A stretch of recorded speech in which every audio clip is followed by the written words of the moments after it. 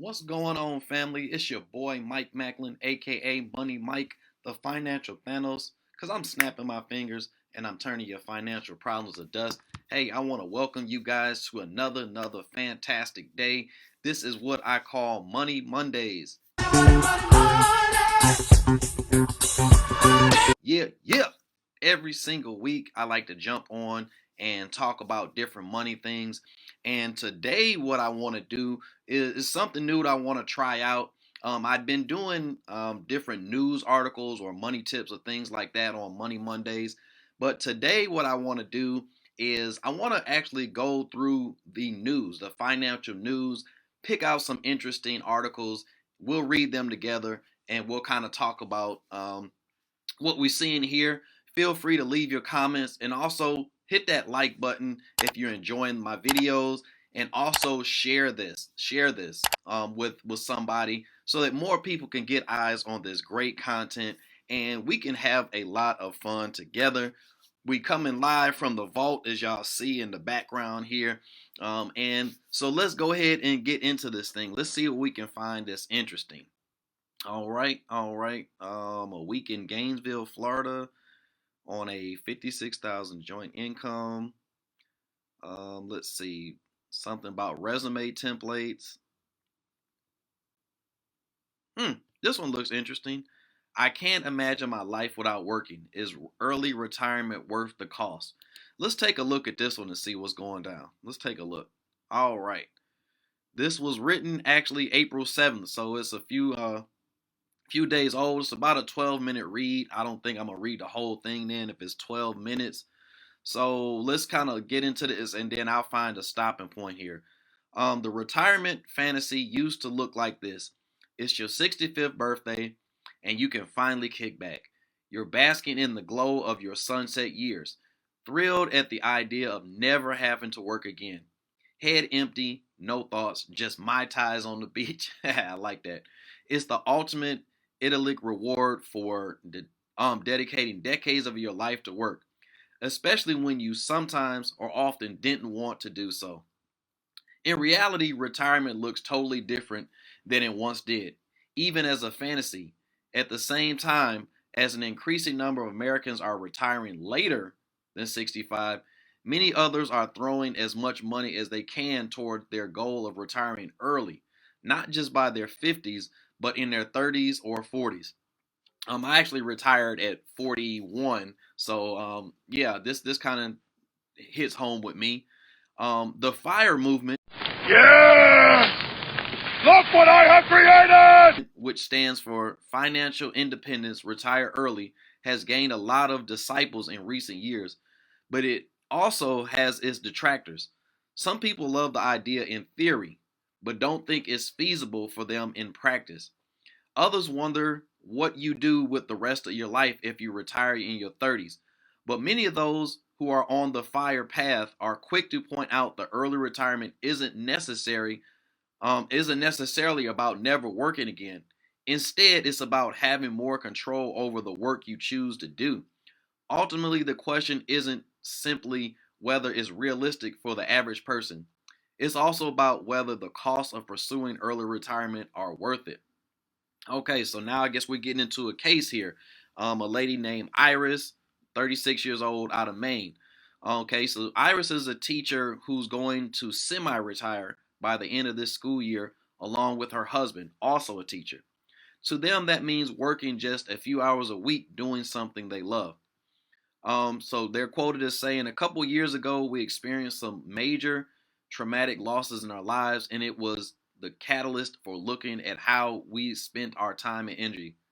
We realized we wanted more flexibility and freedom in our schedules to spend time with those we love. We toyed around with the different ways to achieve a lifestyle that was based around friends, family, and happiness as opposed to income," she says. "We decided retirement, or at least semi retirement, would be the best plan for us. We had already been very focused on our personal finances. We actively saved money for our house, renovated, paid off our student loan debt, and saved for a second house, which we didn't end up buying, all on two teacher salaries. We live way below our means. People around us don't understand how two teachers with almost no money plan to retire. She says, for a few years, Iris worked several other jobs on top of teaching 8th grade language arts full time. Ooh. So that she could and her husband could earn a combined annual income of $120,000 per year. Okay. I taught yoga and barre classes for, hopefully I didn't say that wrong. I probably did. For 5 years. She says I also worked as an adjunct faculty member teaching online English composition courses at a well-known university. I no longer teach fitness classes, but I do still teach the college courses. Iris and her husband's early retirement plans involves not just second and third jobs, but a change of living arrangements too. We bought a disgusting house and renovated it ourselves, she says. Now we're converting a sun porch into a one-bedroom apartment to move into so that we can rent out our house and have someone else pay the mortgage. We live near the beach, so we'll make good money on renting, excuse me. In addition to that, they have around 30,000 in a Roth IRA and will receive a teacher's pension. Okay. I'm gonna kind of scroll through this a little bit because it's looking like a few stories here. Let's look at this story here real quick. Georgette didn't retire in her 30s or 40s, but she is on track to retire a little bit early at age 59. She currently has almost $1.5 million in a retirement fund with her spouse. If she'd had the chance, she definitely would have retired in her 30s. She's been maxing out her 401k contributions to be able to retire by 59. I also chose to stick with my public service job, which pays a full pension if you have 30 service years and are 59. Currently, her income is $103,000 per year, and her husband's income is $110,000 per year. Ooh, they probably getting killed on taxes. Anyway, lately though, she feels like her work-life balance is suffering. I worked really hard over the years to rise through the ranks. I know there's a stereotype of lazy government employees. That's terrible. I used to be a government employee. I have to disagree. But that wasn't me, she says. The last 5 years, I've wished that I had a position that would just let me coast. She also lays out the choices and circumstances that are allowing her and her husband to retire 6 years early. My husband and I don't overextend on our house payments. We were able to pay it off by 50, she says, but I have to acknowledge we didn't have school debt and housing costs, and housing costs were not ridiculously inflated when we bought one. Also, so much technology that's a necessity today, like your cell phone and internet, were a luxury or not even available. It really isn't an even playing field for someone in their 20s and 30s today. We also chose not to have children for some financial reasons. Okay, so I think all in all, these stories here are kind of talking about the cost of or what it takes to actually retire early. I thought maybe this was going to be something that was saying, a lot of people retire early or regret it or something like that. But what it's looking like to me is maybe just, they're kind of talking about some things that you're going to have to do. Like this couple here, they paid their home off, pretty early. They also, it looks like, they got a lot in their retirement. They didn't have children. That children are often a huge cost. So, that's something they foregone to retire early. Now the other couple here, looks like what they're doing is they're gonna end up staying in a small little area of their home and rent out the rest of the home in order to, have their mortgage paid off for them. So essentially, this kind of goes back to some things I talk about. There's different strategies that you can use in order to, supplement your income or get other incomes without you having to work, or different choices that you may have to make in order to retire early. Now this may or may not be for everybody, and that's why I'm assuming the article is entitled what it is. Can't imagine life without working. And at the end of the day, it kind of comes down to a choice. You have to examine what you want to do in life, and look at your priorities and decide for yourself if retiring early is something for you. So let's find another story here. Let's find something else. All right. I thought I saw something fairly interesting. Why is this? I was about to say. Oh, here we go. All right, let's see what else we got here. Um, no, that's an ad. Oh, this is interesting. Let's see how long of a read this one is. This might be a little less of a read here, guys and ladies. So let's see. That other one was 12 minutes. I wasn't gonna hold y'all for 12 minutes. All right, let's see. Let's see. All right, this one's a 3-minute read, so this ought to be good. Okay, so it says 1 in 4 Americans have no retirement savings, and those who do aren't saving enough. All right, so let's read this one. This is 3 minutes. Americans are under saving for their retirement, according to PwC's Retire in America report. 1 in 4 Americans have no retirement savings, and those who are saving aren't saving enough. PwC U.S. asset manager and wealth management leader Bernadette Geis told Yahoo Money. Those that are saving, on average, what they have saved will afford them like $1,000 a month of actual cash while they're in retirement, Geis said. The report found that the median retirement account balance for 55 to 64-year-olds is $120,000. When divided over 15 years, that would generate a modest distribution of less than $1,000 per month, and even less for those who outlive their life expectancies. Now, life expectancy, I believe, is like 78. So if you retire at like 65, you got like 11 to 13 more years of life. So this is kind of the number they're using. The lack of retirement preparedness is leading to a path of a looming crisis, Geis said, as Social Security is projected to be depleted by 2034, and there's a huge demographic that aren't likely to meet their savings goals. Among those 60-year-olds or older, 13% have no retirement savings. That number increases to 17% among 45 to 59-year-olds, 26 among 30 to 44-year-olds, and 42% for those between the ages of 18 and 20 to 29. There are not cost efficient and affordable plans available. Okay, there are several factors that have contributed to this bleak outlook awaiting for many Americans. According to PwC research, a major one are the expenses for employer sponsored retirement plans provided by small business owners. Okay, there are no cost efficient and affordable plans available for small businesses, which is still a very large segment of the U.S. economy, Geis said.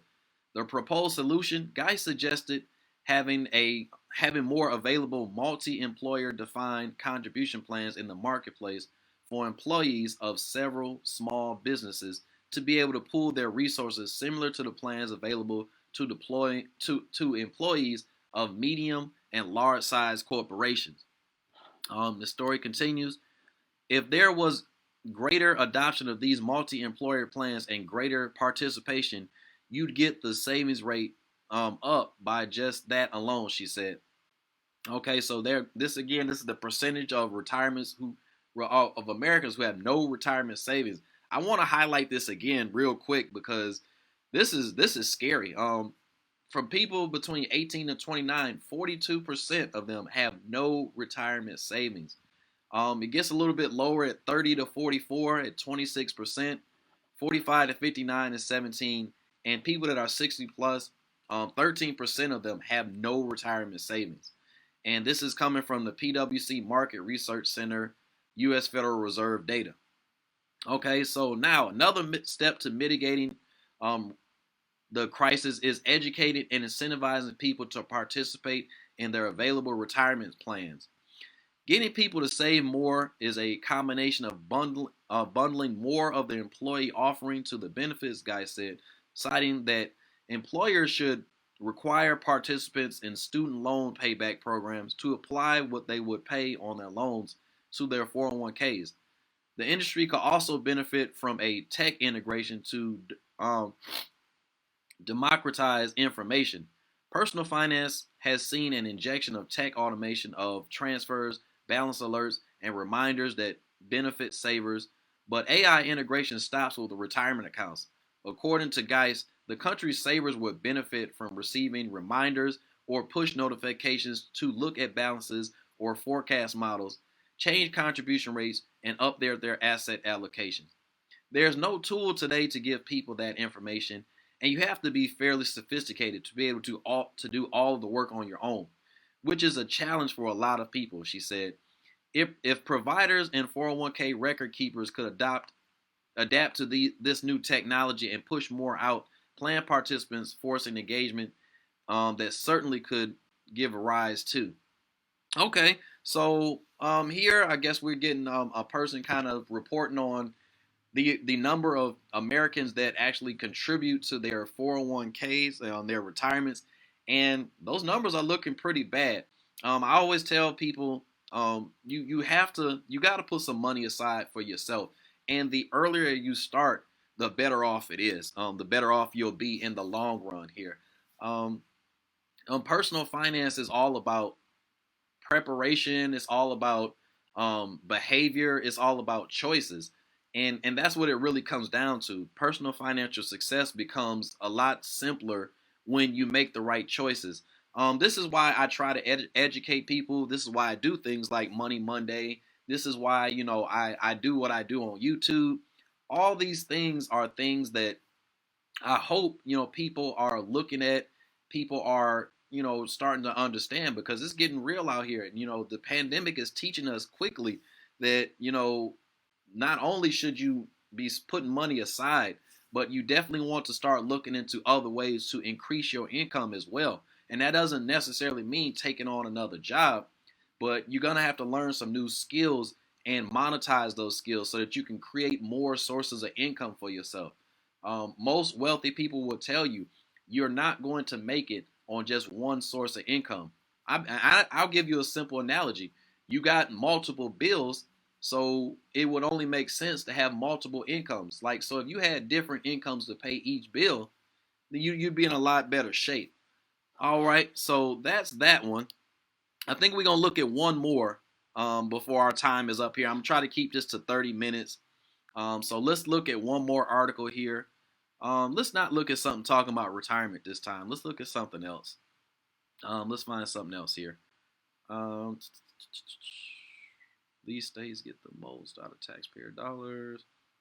No, nearly retired Americans are moving to these cities. Yep, I said I wasn't going to talk about retirement. Um, okay, this is good news. Let's look at this.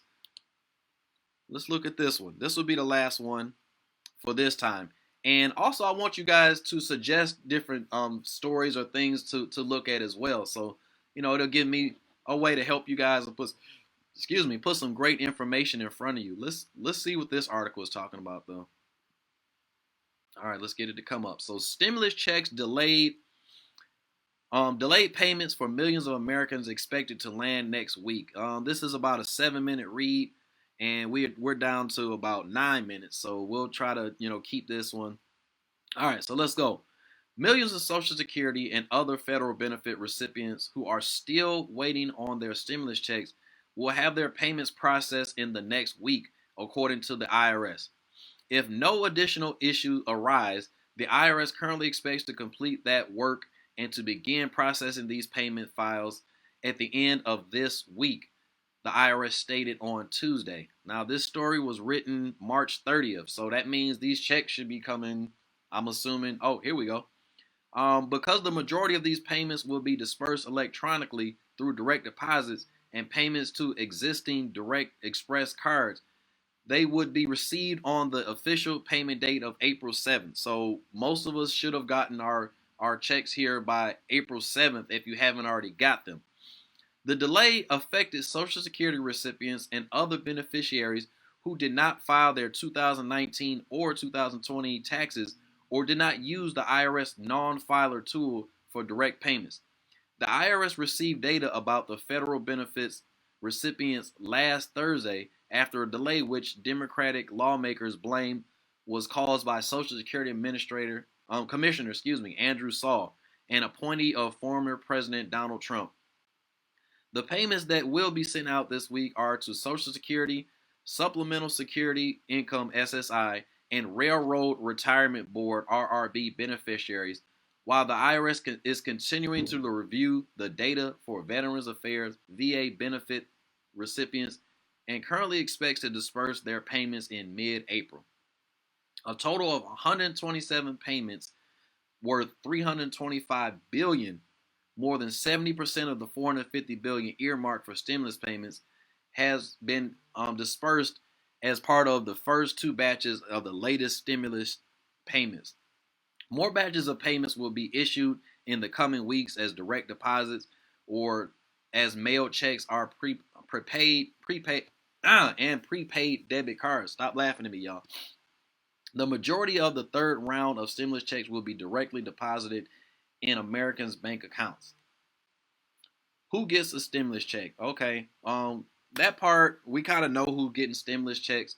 So as we close here, let's kind of talk about this one here. So apparently there was this huge delay in Social Security benefits and things like that. And a lot of people, it looks like, wasn't filing their taxes. That is a key component in the stimulus package here. They have to have a way to kind of, figure out your income. The income threshold is $75,000 for single people and $150,000 for married folks. Head of household, I think, is a little bit more. But anyway, I think that was one of the main delays. A lot of people hadn't filed their taxes, and the government was looking at either your 2020 or your 2019 tax return to, establish if you fit that threshold. So I think that was part of the big thing there. But it looks like they got this thing resolved. It looks like it's looking pretty good there. So I'm happy. I'm enjoying it. And I'm glad to be able to bring this to you all. Very, very happy to bring this to you all. Hope you guys enjoyed this. Hit that like button if you enjoyed this content. Let me know again what things you all would like to see. Let me know what different news articles you want me to respond to, or just what subjects in the area of personal finance you want me to talk about, and I will definitely get that in front of you for these Money Mondays. But that's gonna do it for this week. Make sure y'all tune in next week for the next segment of Money Monday. I kind of like this idea here, so I'm gonna rock with it here for the rest of the month. Kind of see how many views and things and feedback I get on this. And if it's something you guys enjoy, again, hit that like button, comment, let me know you guys are enjoying this. And hey, if y'all want, I'll keep doing this. I want to get this thing up to at least I'm gonna set a modest goal here of 200 likes. 200 likes on this live video, and we'll keep this thing going. But hey, that's my time, everybody. I hope you guys enjoyed this.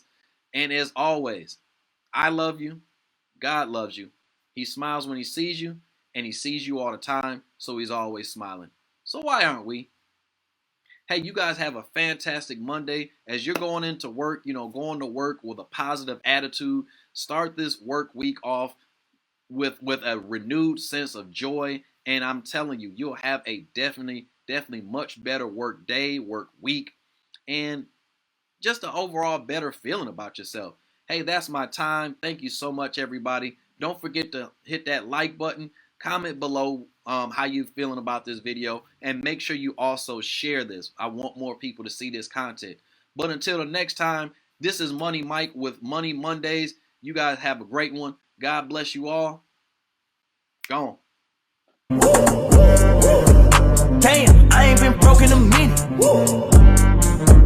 Damn.